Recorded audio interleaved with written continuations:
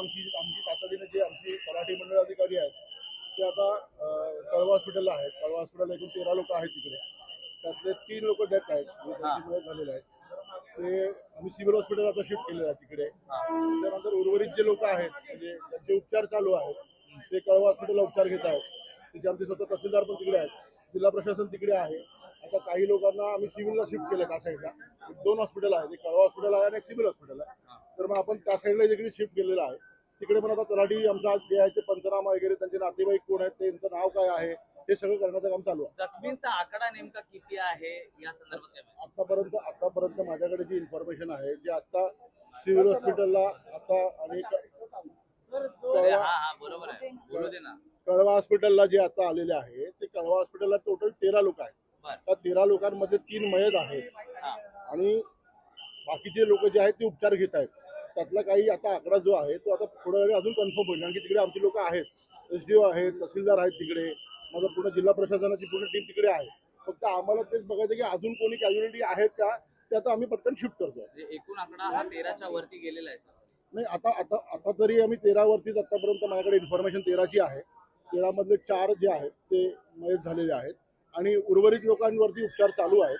त्याच्यामुळे उपचार घेण्याचं काम चालू असताना जर काही घडलं तर ते तुम्हाला मी अपडेट करू.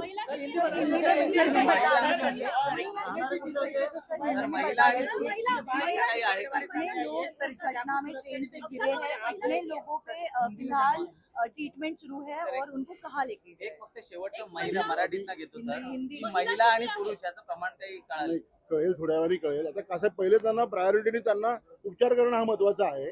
महिला पुरुषांची संख्या मी तुम्हाला नंतर देतो.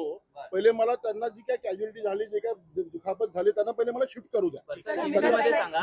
कैजुअलिटी है इस इंसिडेंट में और कितने लोग 13 लोग घायल हुए हैं. 13 लोग का रिपोर्टिंग हमारे पास है.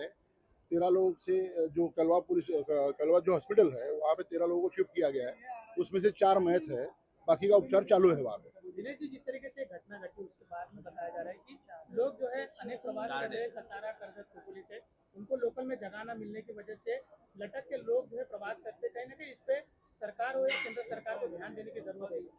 वो तो अभी लोकल प्रशासन जो है या रेलवे प्रशासन है उसमें तो वो ख्याल रखेगी जी. लेकिन हमारा काम जो प्रायोरिटी में अभी जो है वो अभी ये है कि जो जितने भी घायल हुए हैं उनको उपचार मिले.